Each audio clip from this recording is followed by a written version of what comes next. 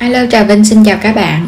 Hôm nay thì mình sẽ chia sẻ hai món bánh vừa ngon mà vừa dễ nữa. Với lớp bột thì giòn rụm, bên trong thì nhân tôm thịt nè, vừa đậm đà vừa ngon miệng. Ăn cùng với rau cải thì khỏi cần ăn cơm luôn, các bạn vẫn có một bữa ăn no nê mà không có bị ngán nữa ha. Dễ làm lắm. Với cái cách làm này thì các bạn có thể dùng làm bằng bột hoặc là mình làm gạo xay gì cũng được hết trơn. Thì bây giờ mình mời các bạn cùng xem video và cùng vào bếp để thực hiện món bánh ngon này. Mình có ở đây là gạo nha. Phần gạo này thì mình dùng cái loại gạo xốp. Ở đây thì mình dùng 300g gạo. Gạo khô xốp hay là gạo hạt dài, để cho cái bánh của mình nó xốp hơn. Và phần gạo này thì mình đã ngâm qua được 1 đêm hoặc là 10 tiếng cũng được, xả cho sạch lại. 1 chén cơm nguội nhưng mà lưng thôi, cũng là cơm nguội của gạo khô xốp luôn. Thì mình dùng cái loại gạo Tài Nguyên á. Các bạn dùng gạo hạt dài loại nào cũng được nha. Mình sẽ cho hết cái phần gạo đã khô nước cho vào trong cối sinh tố để xay. Cho hết cái phần cơm nguội đã chuẩn bị vô luôn. Rồi mình sẽ cho nước vô nha. Thì cái lượng nước này các bạn cứ cho vào giống mình sẽ ghi trên màn hình á. Hoặc là các bạn xem chi tiết hơn trong cái phần mô tả video. Mình xay cho hỗn hợp gạo này nó mịn ra. Xay một chút các bạn tắt cối. Rồi cái mình xay tiếp. Làm vậy thì gạo nó mịn mà không có bị nóng, cũng không có hại cối nữa. Phần gạo đã mịn, bây giờ các bạn sẽ cho ra cái gây mình lượt lại. Lượt thật là mịn để cho những cái cơm nó mịn, nó sẽ rớt xuống bên dưới cái thau hết luôn. Làm vậy thì bánh nó ngon hơn. Phần gạo mình đã gây xong rồi nè, nó sẽ mịn và nó có cái độ sệt, không có quá lỏng các bạn nha. Sệt sệt vậy nè. Tại vì gạo đã ngâm qua 1 đêm rồi thì các bạn trộn vào với cơm nữa, mình xay ra nó sẽ hơi sệt và nó có bọt bong bóng nhỏ nhỏ. Mình sẽ chia ra 2 phần. Một phần là mình sẽ làm bánh khọt, còn phần là mình làm bánh căn. Rồi bây giờ cái phần làm bánh căn mình sẽ để trong thau và để yên nguyên vậy luôn. Còn cái tô này mình cho vào đây nửa chén nước cốt dừa đặc nha. Cho vào đây để làm bánh khọt cho nó béo á. Nêm vào trong bánh khọt 1 muỗng cà phê hạt nêm. Thêm nửa muỗng cà phê bột nghệ nữa, giúp cho cái bánh nó có màu đẹp. 1 ít hành lá sắc nhỏ. Trộn đều lên.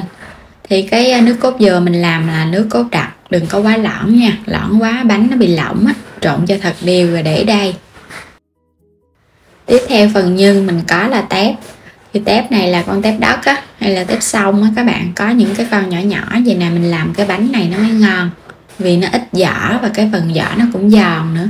Còn nếu không tìm được thì mình mua những cái con tép lớn này. Đây là tép thẻ. Thì tép này bắt buộc các bạn phải lột phần vỏ, rút cái cọng chỉ sống lưng, cắt ra nhỏ nhỏ. Thịt xay, thịt nạc mình dùng cái loại nạc dăm nha, xay cho nó ngon. Phi thơm cái phần tỏi cho nó vàng thơm, các bạn sẽ cho phần thịt vào mình xào. Xào cho nó săn thơm lên. Mình xào trước vậy thì chút mình cho vào trong bánh nó thơm và thịt nó cũng chín kỹ hơn nữa đó. Các bạn cho vô 1 ít hành lá rồi mình tắt bếp. Ở đây mình có phần mỡ heo nè, mình thắng ra thành cái tớp mỡ. Rồi cho vào đây hành lá, tắt bếp các bạn hãy cho hành lá vô nha. Nhanh tay mình sẽ cho ra chén để có được cái chén mỡ hành. Mình có thêm trứng cút. Làm bánh căn thì phải có trứng cút ha, trứng cút lạc á. Khuấy đều phần bột lên sau khi mà mình để yên nửa tiếng đồng hồ cho nó lắng đó. Khuấy đều lên xong rồi bây giờ các bạn có thể chuẩn bị để mình đi đổ bánh được rồi.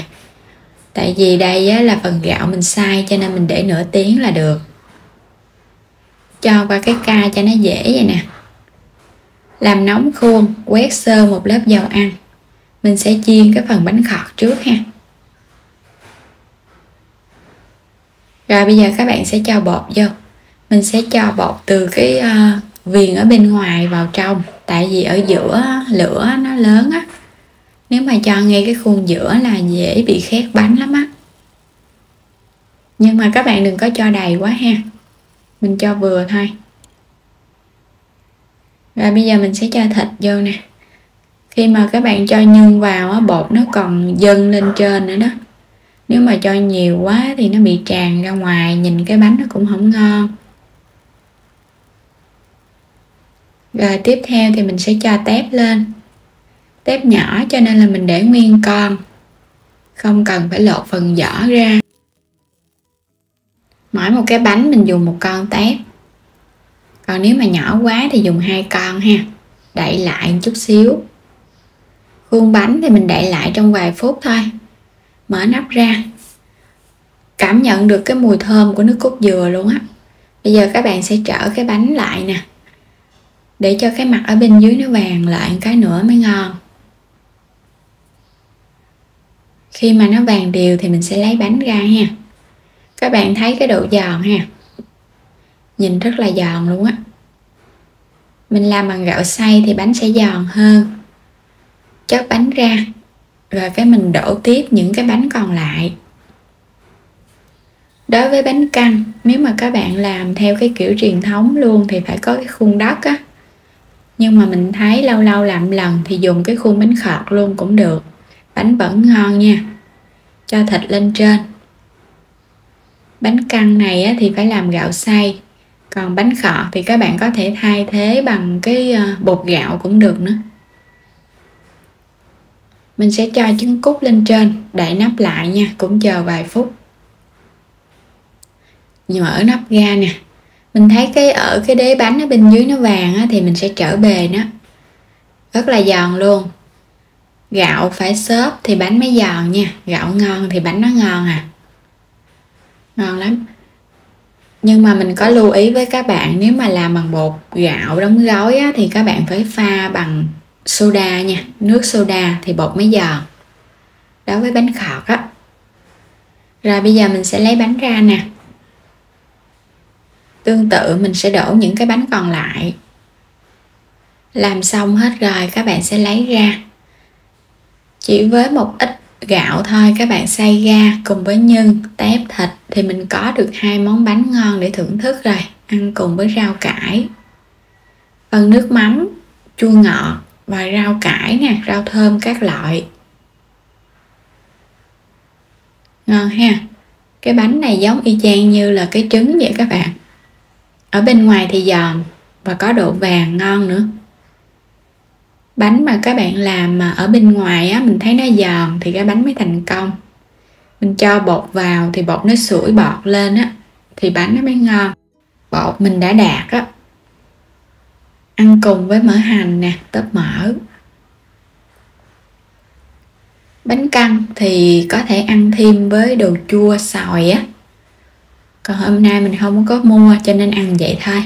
Cũng ngon rồi ha. Rau cải nữa. Giòn rụm luôn. Bây giờ thì mời các bạn mình cùng thưởng thức với cái món bánh căn nha. Bột giòn và béo, thơm nữa. Ngon lắm. Ăn cùng chút xíu nước mắm chua chua ngọt ngọt, cái vị nó hài hòa hơn. Bột này mình không cần phải nêm mà mình ăn với nước mắm thì nó mới ngon. Tiếp theo là bánh khọt. Bánh khọt thì mình ăn theo cái kiểu truyền thống, mình sẽ cuốn với rau cải. Chấm vào nước mắm chua ngọt thì các bạn có thể xem thêm, mình sẽ để đường liên pha nước mắm, ăn được 1-2 tháng luôn vẫn không có bị hư. Xin mời các bạn nha. Mình rất là thích ăn những cái món mà cuốn cuốn có rau á, nó không ngán nè, mà nó no nữa, khỏi cần phải ăn cơm. Đến đây thì mình chúc các bạn ngon miệng với 2 món bánh mình đã chia sẻ. Đừng quên đăng ký kênh ủng hộ Alo Trà Vinh nha. Xin chào tạm biệt, hẹn gặp lại các bạn trong những video tiếp theo.